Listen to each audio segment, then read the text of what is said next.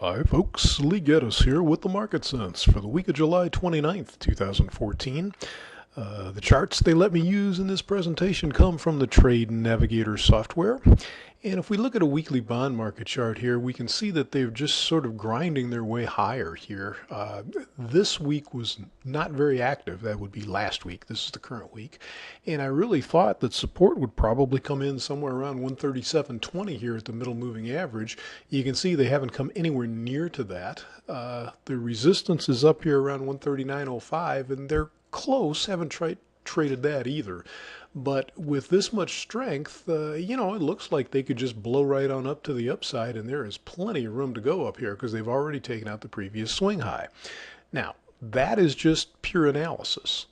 What you have to understand is that we have one of the nastiest weeks I've ever seen here with 3 employment reports, a GDP report, a Fed meeting. Gosh, almost anything could happen in the last 3 days of this week, so I'm not too confident of any analysis. And the lower moving average here is down around 136.12. Boy, they could be down there so easily by Wednesday afternoon, let alone with the other reports. So, I'd almost like to just mail this one in and say forget about it. But, the trend appears to be up. They are making new highs, and I don't like to argue with that. Just understand that there's so much news out this week that they could just flip this in a New York heartbeat. New York heartbeats, by the way, are faster than regular heartbeats. In stocks, we've got a little surprise here. Kind of came into the week expecting that the support in the middle moving average, just like in the bonds here, let's call it the 1965 area, we thought that'd probably hold and really send them to new highs, really rocketing higher.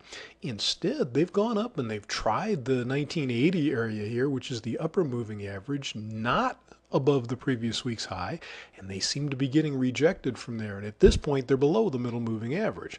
Now, that doesn't mean, as I mentioned, all the various reports, they could flip back up. And again, for the last few weeks, we've been expecting a real blowout to the upside, sort of a vertical move to end this trend here. But at this point, they look like they might want to go down and try the 1950 area here, which is the lower moving average.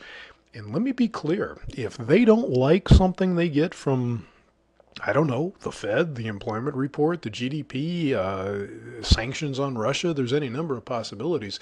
If they really dislike it, they could go down to that mid-Keltner channel down there, which is in the 1905 area. They could be down there awfully quickly. So, you don't want to get lulled to sleep here, but, you kind of almost really just don't want to be involved. I'm not sure there's any way to control the risk with all of the stuff we have to deal with. I saw a report that called it 48 hours of economic fury, and that's not a bad description.